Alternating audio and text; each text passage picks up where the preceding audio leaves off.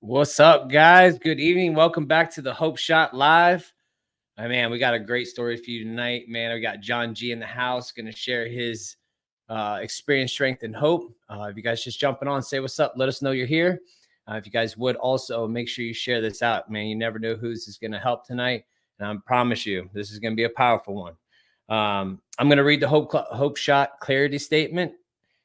We here at the Hope Shot are a group of people in recovery spreading inspiration. We come from all different walks of life and pathways of recovery. Our verbiage may be different at times, but we all have one thing in common. Recovery is a lifestyle. We support all pathways of recovery. It doesn't matter how you get from A to Z, just get there. And thank you for being a part of our family. All right, let's see who we got. We got Lindsay in the comments. What's up, Lindsay? Hope you had a great weekend. I know we did some kickball yesterday for an event, and I am feeling it today. I don't know, man. We should try to act young and stuff, and it just doesn't work out for me. I done messed myself up, all that running, and I was like, dang, I really need to start getting out there more, start doing some walking or something, because I am sore today. What's up, Allie? Good to see you. We got Jake. What's up, Jake? Yes, prayers for the still suffering addict, definitely. We got Autumn. What's up, Autumn? And then we have, we got one of those. I got to go delete this real quick. One of those scammer deals. I don't even know. I don't get it. Oh, wait. No, it's not. Maybe it is. Yep. Yes, it is. I'm sorry. Yes, it is. It's one of those. We got Gina. Good to see you, Gina. So let's go ahead and get right into it. Let's go ahead and get John G in here.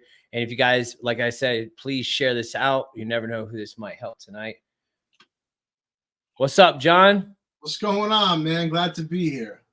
Man, glad to have you on here, man. Finally, we got you on here. Quite the intro, man. Quite the intro. You like that? I like the music. I like the graphics, man. Very professional. I like it. Thank you, man. I really put some work into this, man, to make it what it is, a whole vibe, right? Yeah. Proud of you, man. Yeah, thank you. Yo, and I'm just gonna let you guys know, man, John G, man, I follow him. Like, he deactivated his Facebook, so you can't follow him right now, but he'll be back. I promise you. Everybody is. But on Facebook, man, I follow him. I think I live vicariously, I guess you could say. I'm not good at big words, but I'm gonna use that for today. And I lived through him, through his many adventures, man. This dude is all over the map. UK, Egypt. I'm like, man, how do you have time for this? But he is living, he's living it, man. He's living this recovery deal. He is out there. He is connecting, and that's the best form of recovery, is connecting with people all over the world. He actually does it in person. We just do it right here from my living room, but it's really cool, man. And I appreciate you, man, and sharing your life on Facebook. So don't go, deactivate too long, man, because we got to see them life, your life on living out there. You know what I mean? Yeah, man. Yeah. I got you. So yeah, but go ahead, man. The floor is yours, buddy. I appreciate it, man. Yeah, thanks for having me. I'm a recovering addict. My name is John G. I'm grateful to be here. Somewhat new to me doing something like this. I've spoken at a lot of places, 12-step recovery. I've had the opportunity to connect with people all around the world. Justin, as you mentioned, I've had the opportunity to travel and to speak and to be of service, not just speaking, but in many ways, in many forms, even if it's 5 minutes sitting down with somebody, even if it's getting somebody a cup of coffee, even if it's getting somebody a glass of water, taking somebody from the airport, driving them to the airport, or whatever, man. You know, I learned early in recovery that you can't outgive God. You know, my sponsor told me to serve some more, serve until it hurts, and serve some more. And it's like, for a selfish, absolute human being and self-centered guy like me, that's a foreign concept for me. But what I got here, what I got in recovery has been priceless. And when I'm able to put it in perspective, and when I'm able to have an attitude of gratitude, I can't miss the opportunities that God presents in some special assignments, you know? So, yeah, I just want to say, you know, thanks for the invite. You know, thanks for the invite. I was, you know, I've been invited to several podcasts. I've put them off. I haven't been wanting to do them. You know, we talked about deactivating Facebook, and I'll share about that. You know, I'll share about addiction, and I'll share about how it's manifested in my life, how it, you know, how the disease of addiction has plagued me in ways that have been painful. I mean, and that's just the point. My plan is to be transparent. My plan is to share the hope. I love the hope shot. You know, I love how we talk about, you know, from the dope house to the hope house, you know, from a shot of dope to a shot of hope, you know, like all these little slogans, man. And I don't need to sound clever. I don't need to sound cool. I don't need to sound fashionable. What recovery has done in my life, you know, it just proves the absolute miracles that can happen here, you know. So I know that God has given me this gift.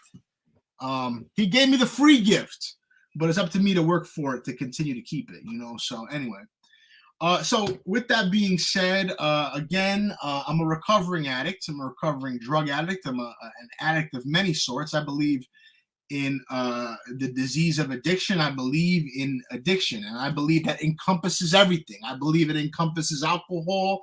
I believe that it encompasses narcotics, drugs. I believe that it encompasses sex, gambling, relationships, shoe buying, eating a bunch of food, money. I believe that it is a spiritual malady. It's a disease that affects me in all areas of my life, that manifests in all areas of my life. And I can tell you that I've been clean off of drugs since February 28th of 2013. So that's over 10 and a half years, man. I can't believe it, which is actually almost a third of my life. So I'm 35 years old. You know, I would say to make it easy, I'm not a mathematician, but to make it easy, I used for a third. I grew up a third of my life. I used for a third of my life. I've been clean for a third of my life. I'm 35 years old, and I'm living life beyond my wildest dreams, truthfully, you know. So, I've been clean for over 10 years. It's a decade, over a decade. I can't even imagine it. No slips, no dips, no weekend trips, nothing like that. You know, I have been steadfast in staying clean off of drugs. I've been obedient to staying clean off of drugs. And, I've developed a relationship with God that's been amazing. So anyway, again, I'm 35 years old. So yeah, I grew up in Providence, Rhode Island. I have a family. My parents got divorced young. My mother remarried. I have a sister from the marriage. But I also have a biological sister. And we're 15 months apart. My older sister is a few years older than me. And, I truly believe, and this is not, this isn't the blame game. I'm not here to blame anybody for how I was raised or anything like that. But the fact of it is that I believe that, there was parts of my upbringing that was absolutely dysfunctional, and it's not appropriate to get into all the details, because, it's like, and I'm sure with many people, if I'm not in denial, the fact of it is there was a lot of dysfunctional points in my childhood. I have been a victim at a young age of all types of abuse. And I believe that it's absolutely part of my story. I don't regret nothing. I'm not upset. I've worked through it. But the fact of it is that there was some tough upbringings in my life, which allowed the disease that I believe that I was born with, which I believe is a form of mental illness. I also got mental illness too, right?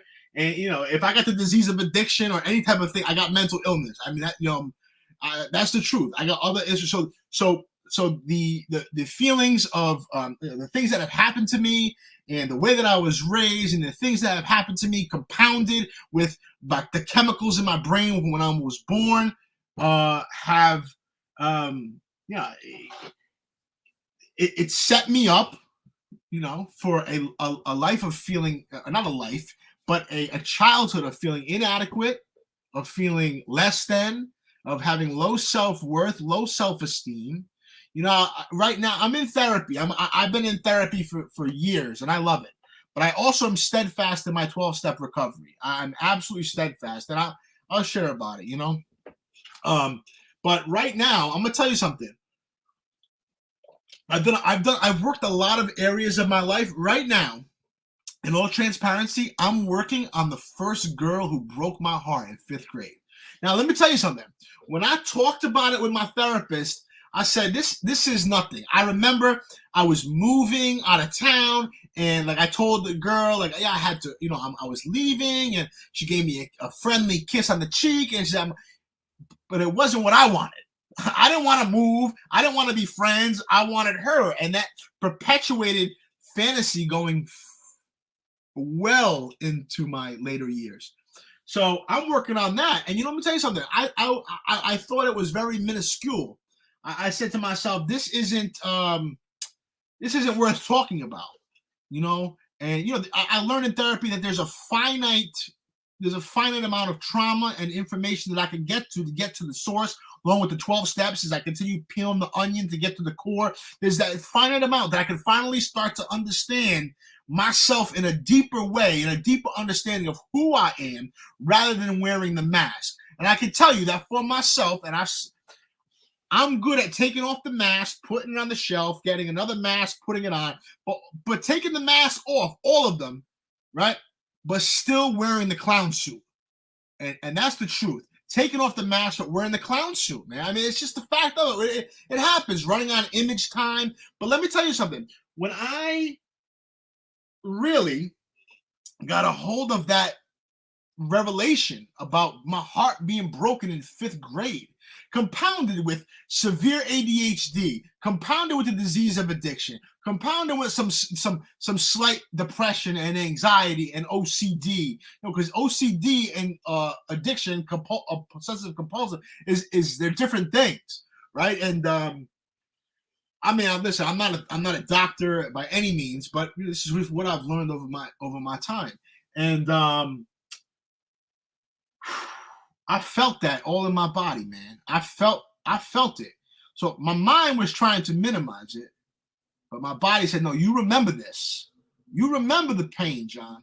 And, from what I understand, things are stored, and I remember the pain. I remember the pain of feeling inadequate. And listen, some people might be able to go through those things and not come out affected like I was. The fact of it is, this is my story. And I swear, man, I feel absolutely, handpicked by God to go through these things, to be able to come out to do things like this. I believe that God is allowing me to make an impact on others' lives based on the things that have happened to me, the things that I've struggled with, the things I have wrestled with, the things that I have, that have hurt me in many ways. So I remember moving in 7th grade. It was an issue for me. We moved like 45 minutes away. My dad lived in one place. My mother lived in another. I was living with my mother and my stepdad. At this time, listen, my dad was really engaged in my life. I drove race cars. Man, listen, I started driving race cars at 5 years old. My dad put me in go-karts. All the way up until I was 21, I drove stock cars. And it was something I was really kind of ashamed of that for some reason. I don't know why. Nobody was doing it. Maybe because I wanted to fit in. Nobody was driving race cars except me. And listen, every Saturday night I was at the racetrack. So while other friends were partying and having fun and hanging out I was at the racetrack, and I was like, yo, race car guys are usually some like white, hillbilly type. And I don't mean to offend anybody. I'm just saying that's my mind was saying these people aren't like me. And I wish now if I explored that racing career and I was really good, my life could have been differently.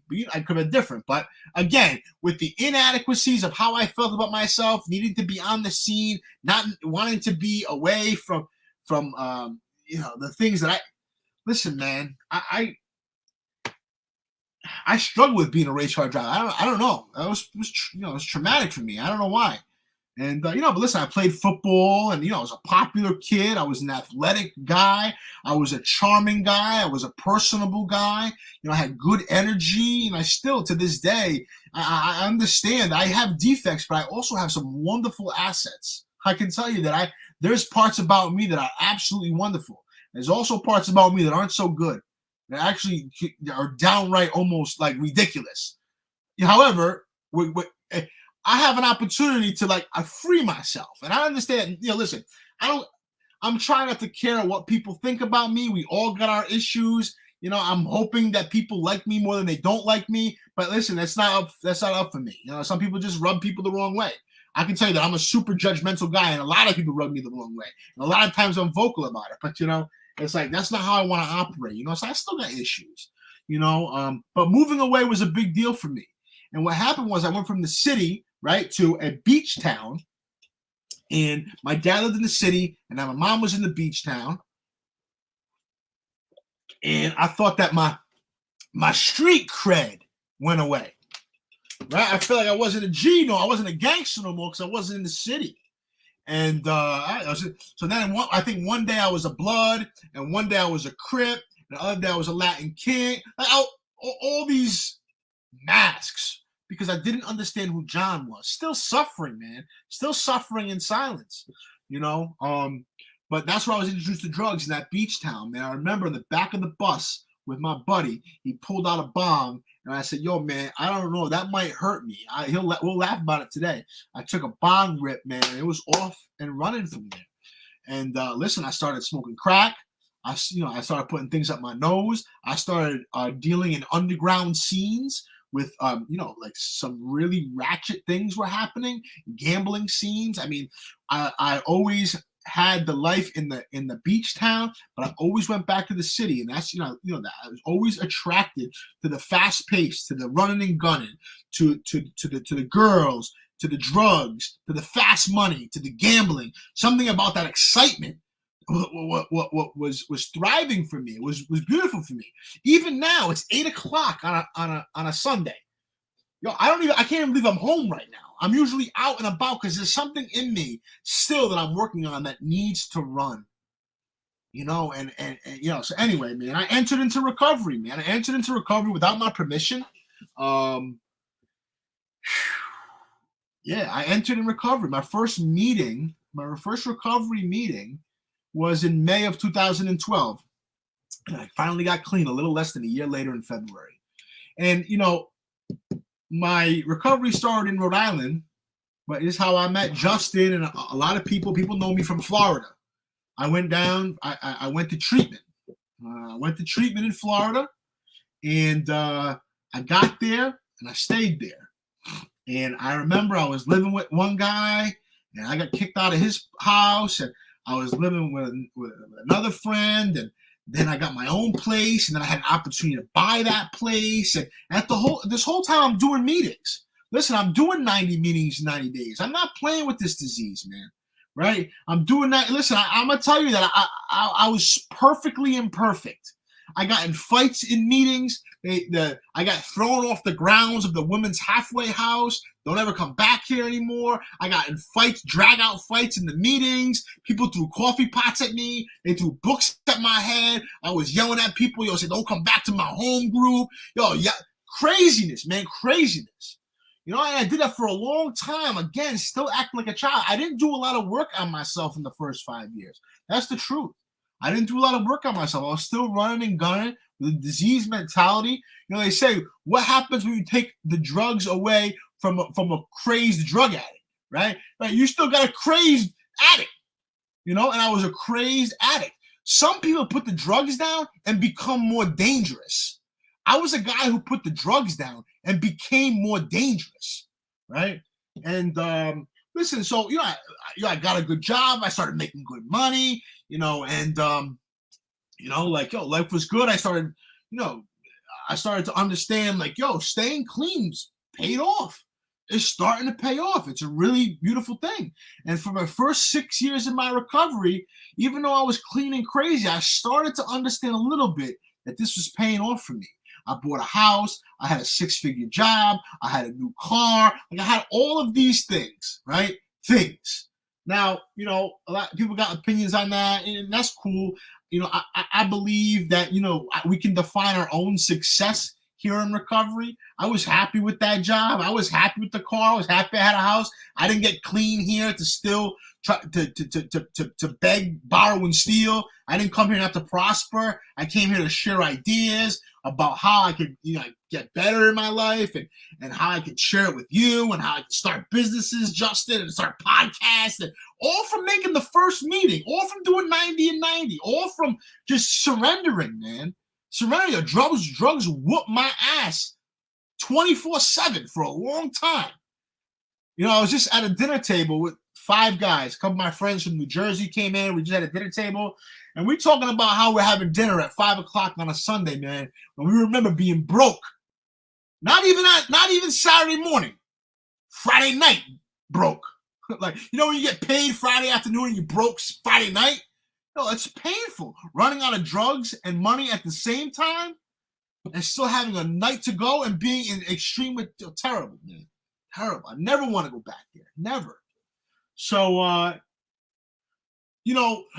again, man, I had a wonderful experiences in recovery. I was of service. I started a meeting. I started a men's meeting. It's thriving today. Actually, I'm not in Florida anymore. I'll share about that. I know my time is limited. But it's crazy. I've had I've had some amazing experiences in recovery. Listen, I don't need to talk about how I smoke crack behind dumpsters. Yeah, I did that. I ain't gotta talk about how I robbed. We steal, all done that, been there, sold dummies, been arrested, been to jail, all that. That's my war story. We all got one. I truly am interested in the success story. I'm truly interested, how we go from the dope fiend to the hope fiend. I'm truly interested in that. We all been there, done that. But the success story is what I want to share about. And in my years of being here, man, my success story has continued to propel, and it has continued to change at different avenues. So, at 6 years clean, the shocking, a dramatic thing happened for me. So this guy who was running and gunning and mean and all this other stuff, I had a girl I was with for a long time. She died, man. That was tragic. And she was, not only was she my girl, but she was a friend to everybody. And that was the jarring experience for me, right? That told me, yo, John, if you don't get to work, if you don't change your behavior, bro, if you don't change who you are in trouble, man. I started to get a real understanding about the power of the disease of addiction, and that I wasn't exempt. If not, I was at risk. Not only wasn't I exempt, I was at risk. And I started to do some work. I changed sponsors. Actually, no, I changed sponsors, before that, but I decided to do some real work in Narcotics Anonymous, and I've done that. Yeah. So anyway,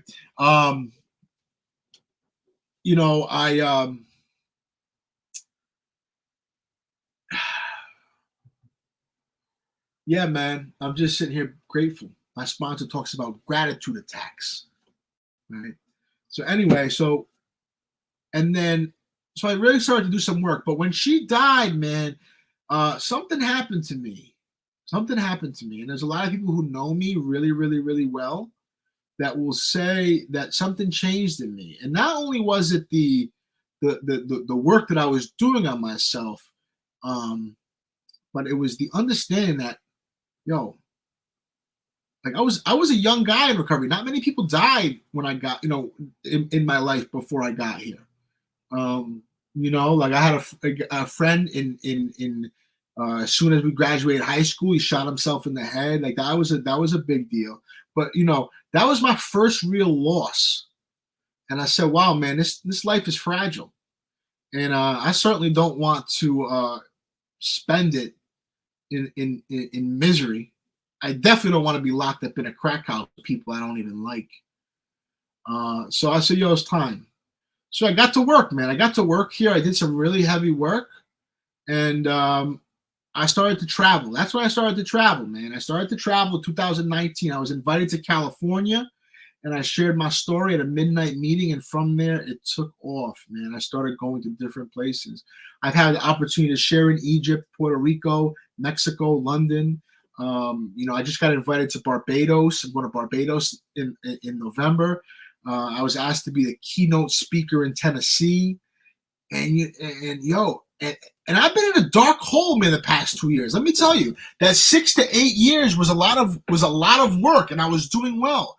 But the floodgates broke for me at one point, man. And the job got to be too much. I started to develop some more, the mental illness, my depression. A lot of those things came back, right? And 8 years clean. I'm gonna share right out, man. I put myself in an institution for 30 days, and I needed this. I needed it. That was in October of 21, and I wasn't afraid to seek outside help. I know a lot of people in 12-step recovery. Listen, I am absolutely all in for what's in our meetings and what isn't in our meetings, and not to violate. I'm all in. But let me tell you something, man. I had to go outside, man. I had to seek therapy. I had to go to a trauma. I had to go to a trauma place. I had to talk about the traumatic events in my life. I had to talk about how I was waking up in the morning in absolute utter fear, in desperation. Right? I had to talk about how I was anxious. And listen, this is with 8 years clean without the drugs. Listen, if the disease doesn't catch me in one way, it will catch me in another, and it will attack where it was last successful. Listen, there's some days I'm diseased up, man. There's some days where this thing is relentless. If it's lust drunk, or if it's buying shoes and clothes to make me feel better, the disease knows where to attack to make me feel miserable, to make drugs sound like a good idea. But I don't know about anybody else, but I don't want to get high today. Sometimes the destruction can be even more like some of us taking ourselves out. That's permanent. And I've thought about it, man. I've had some issues and stuff the past couple years. I had to do it. And I'm going to tell you too, I'm adamant about the 12-step process and going to meetings and being of service. And I've had to actually go back to where the pain started. That's a lyric. Not to be afraid to go back where the pain started. And I had to go rescue little Johnny. I started in another 12-step program and working the steps in that program to go back and find little Johnny. And that's where I'm at right now, man. I'm up back into my hometown. I'm staying clean where I got dirty. I'm up here being of service to my dad. I'm up here being of service to my community. And I see my time is running out here. And listen, that's just a glimpse, man. I have been adamant about going back and healing the inner child. I've been adamant about I'm doing a 90 and 90 right now. I'm making meetings. I'm writing a another fourth step, right? I do this professionally too. I'm a recovery coach and a companion. And if I'm not taking care of myself, I'm no use to anybody else. I'm not trying to bleed on other people. I'm trying to do the work. And that is the 12 steps, right? That's therapy for me. I have a relationship with God. I have, Jesus is my Lord and Savior. That's for me. I didn't know that I was being set up the whole time for that. I respect everybody's, right to recover and their spiritual path, and I'm open to a lot of things. But decided to get baptized. I decided to take that leap, but not on a spiritual zeal, right? I mean, on a religious zeal. I've understood the trifecta that I could have here by having my recovery, taking care of my mental health, and also having a relationship with God. Listen, I know people who stop going to meetings, who stop their recovery, who think that they don't need therapy anymore. That's cool. Some of us don't, and but the meetings is important. And they just go to church. No, man, an addict like me, I hit the trifecta, man. I hit the trifecta by being honest about my recovery in the 12-step process and still being of service, right? About caring for my mental health in any way that I believe is possible, and continuing my 11-step journey with a relationship with the Lord. That's for me. You know, there was a time recently, a year ago, I stopped going to meetings for a little while. And I heard about people who stopped going to meetings. People say, why do I go to meetings? To see what happens to people who don't go to meetings. I stopped going, man. The people who know, I stopped going for a long time, for at least 6, 8, 9 months. I just started back, not religiously like I was. And my sponsor got a hold of me, man. He says, John, you cannot convince me that this is a good idea. I said, yeah, but I got this. Yeah, but. He says, you cannot convince me that this is a good idea. He would check in with me. He would love on me. And I'm going to tell you something. The disease of addiction was slow walking me into the corner, talking to me into my own voice, not understanding that I was ready to get high or blow my head off if I didn't make it back to meetings. And that's the truth. They told me when I got here that, like, yo, this thing will talk to you in your own voice. It does, right? But when it does, I don't know what it is. Right, but I have to have the awareness that, like, yo, something is off. I was backed into a corner that I might not have come out of clean, and thank God. And I know people that breaks my heart, man, that don't go to meetings and don't keep up on their recovery. But that's cool. I'm not here to judge anybody, but what I am here to judge the disease, and it is powerful, and it's insidious, and it's treacherous, right? And yo, this thing ain't nothing to play with. Right? If it can't get me, it'll get somebody, it'll get my family. Like, yo, this is not something to play with, man. So yeah, I stopped traveling for a while. I deactivated my Facebook and my Instagram. You know, listen, I'm doing some things internal that I don't need to be distracted. I'm trying to focus. You know, I got into a relationship, and I was like, that I don't want that either. Yo, it's like, One week I was in love, and the next week I was like, I couldn't stand her. Like, yeah, it's just crazy how we do, man. But I can't do this without God. I can't do this without the steps. I can't do this without a program. I can't do this without you guys. I can't do it. So I'm trying to not to take myself too seriously, and be of service to myself, be of service to others, continue on this journey. There's a beautiful route here, and I don't know what's happening tomorrow. All I know is if I stay obedient and steadfast today, a lot of good things will happen. I'm in the process of writing a book. I'm traveling with that book, and you know, the coaching business is doing well. And listen, I'm okay. I'm really okay. I'm back around. I still have my house in Florida. I travel back and forth once in a while. I'm traveling. I'm free. Recovery has given me a beautiful life. And that's right. Starting to really like myself. So I know Justin, I could go another half hour, but I respect the time. I'm grateful. You good, man. I appreciate you. Whoa. I appreciate you, man. Listen, and you know what? We don't always have to talk about the war stories and addiction. Shit, we have war stories out here in recovery too. That's right. Ain't no joke. You know, I like how you hit on that, because like it's true, man. Listen, I went through the same thing. I had 5 years, man, and it's either I'm going to do two things. I'm going to freaking sit here in misery, I'm going to use, or I'm going to do something different, right? So what did I do? I decided to do something different. And that's what I did in April, bro. Like, I just went through this. I had to stop doing Facebook because, I mean, the Hope Shot's all Facebook, right? And I do the Facebooking. And so I'm constantly on here, right? And it's an addiction. This thing is an addiction. So I had to do a social media cleanse, you know, and I did that. I did a social media cleanse, man. I scheduled my posts and I just left it alone. Right. And it was nice, man, because that addiction can leave us.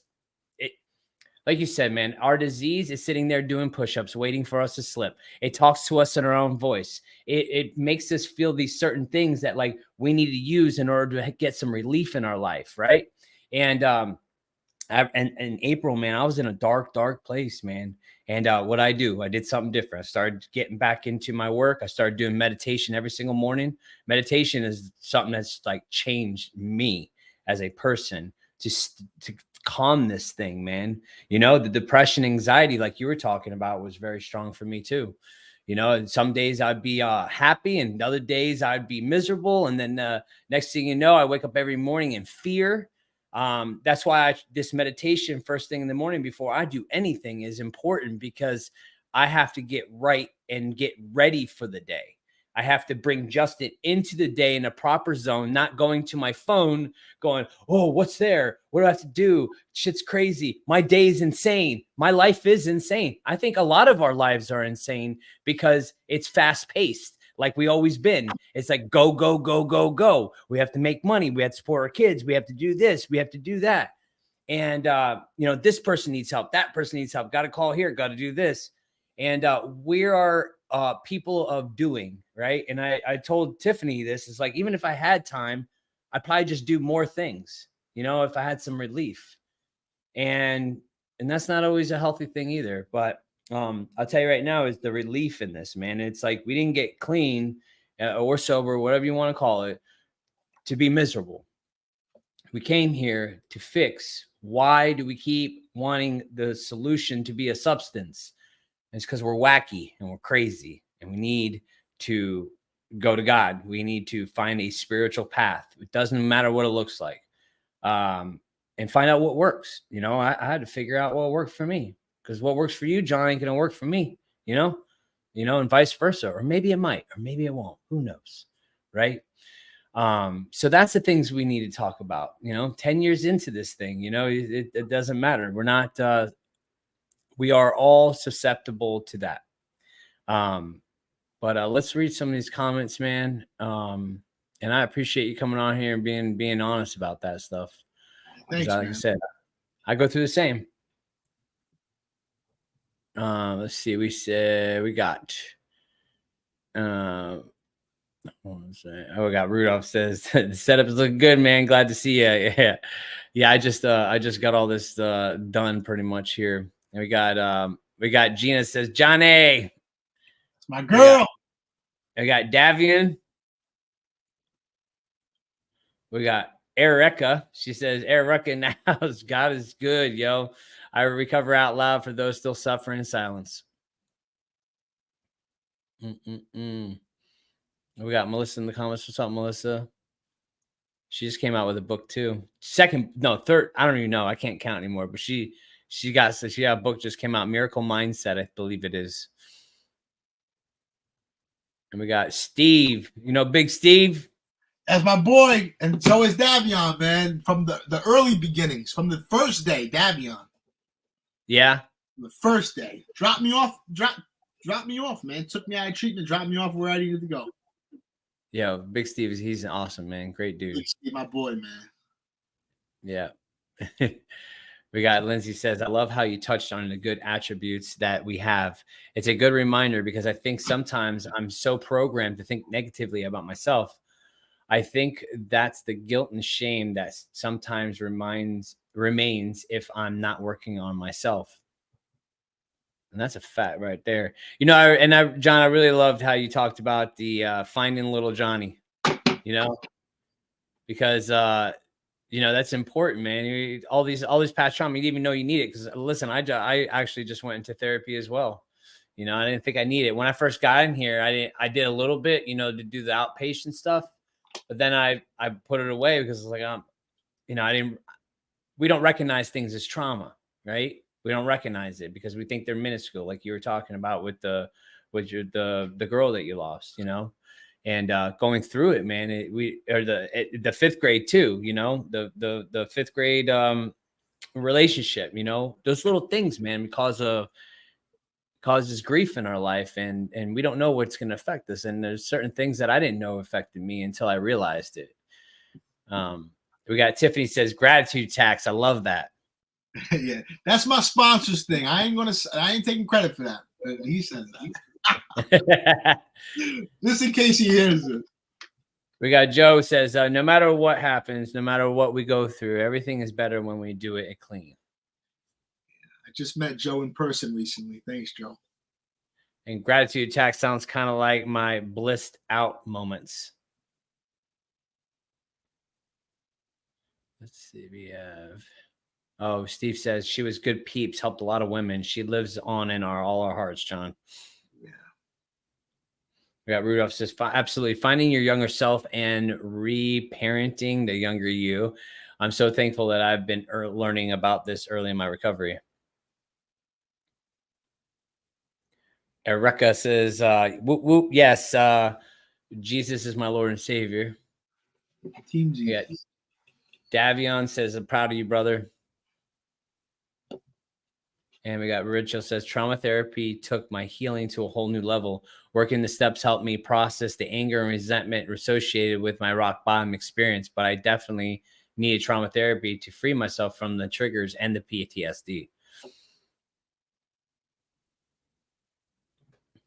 Mark, love you, brother. Thank you for sharing. That's my real day one right there, man. We got clean together, me and Mark. Yeah. Yep. Day one. That's awesome. It's hard to keep them, man. You know? Gina says, love you, Johnny. Thank you for answering the helpline 6 years ago and bringing me to my first meeting. You saved me that day, and I'll never forget it.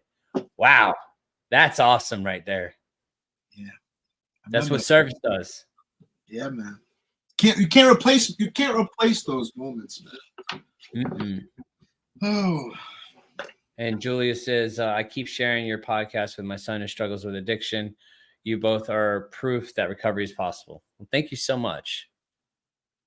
And we have Jordan. It's 18 months sober today. Congratulations. That's what's up. Hell yeah. Well, man, that's it for tonight, man. I appreciate you, John, for coming on here and sharing your story.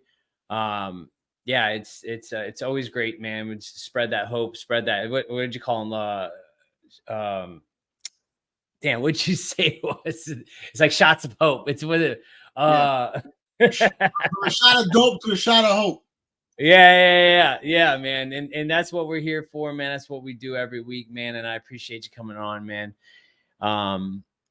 But guys, check us out next Sunday, man. We'll be back for topics. And until then, we love you all, man, and have a good night. Peace. All